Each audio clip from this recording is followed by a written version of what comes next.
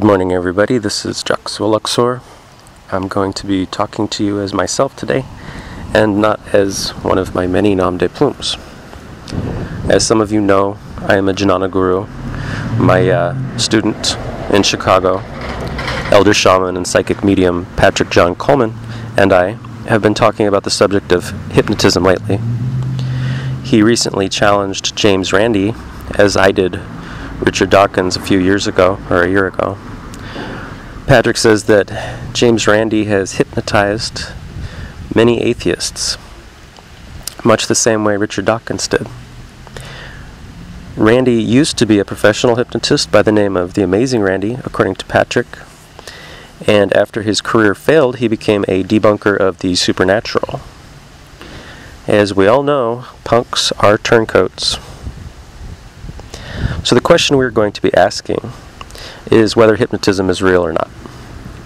If James Randi wants to consider this essay proof of the supernatural and give me the $1 million, very well, I accept.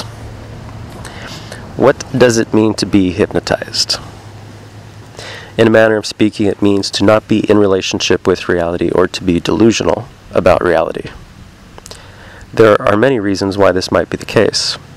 A person could be ignorant and incapable of understanding reality, or a person could be self-deluded or self-hypnotized, and lastly, a person could be unduly influenced by another person.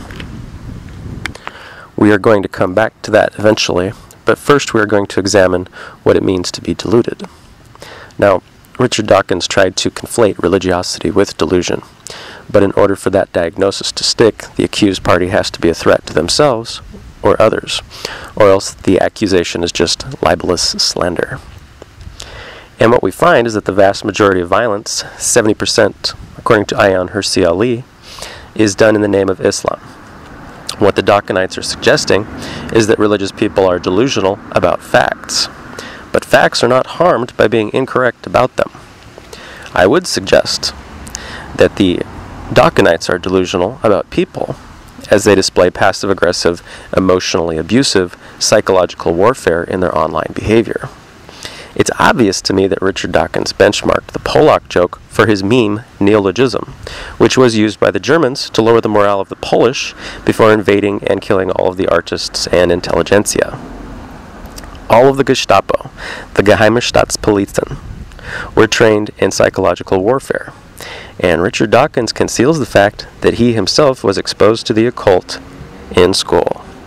Maybe James Randi would like to test that assertion as further evidence of my psychic abilities. Now, a person can be delusional about facts or the world, and a person can be delusional about the phenomena in the world. A person can also be delusional about themselves.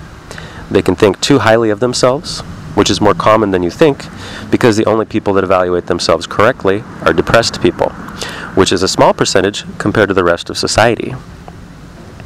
The Dunning-Kruger effect is a cognitive bias in which people with no experience overrate their abilities and therefore outshine people with actual experience in job interviews.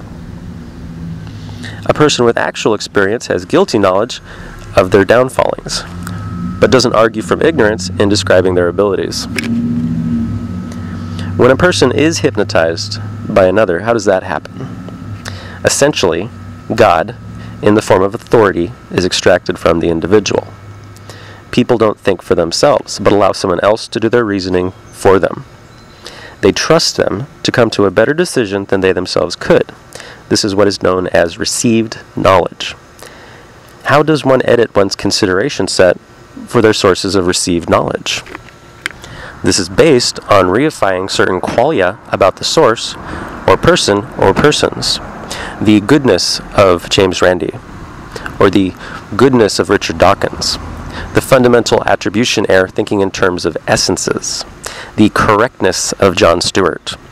I often muse over how Richard Dawkins became an authority on morality when atheism is not a system of morality. And Richard Dawkins makes no assertions on what his morality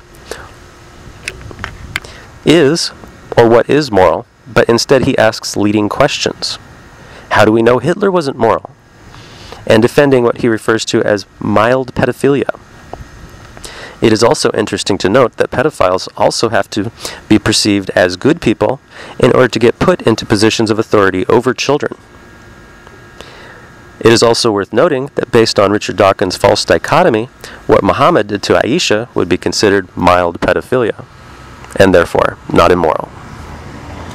Once you have reified the goodness or harmlessness of a person, they have bypassed your threat filter, and you stop being critical of what they say.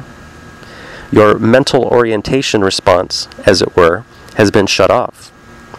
I once broke a horse to saddle with hypnotism by overstimulating his orientation response. Self-hypnotism. Some of you might have tried to hypnotize yourselves with varying results. When I first experimented with it, I would feed myself suggestions that I knew were patently false. So every time I said to myself, "This is true," another voice inside my head said, "No, it's not." The trick was to see how things were already true. Marijuana also has been used historically as a narco-hypnotic. Well, I hope you enjoyed this little tutorial. Till next time, this is Joxua Luxor, signing off.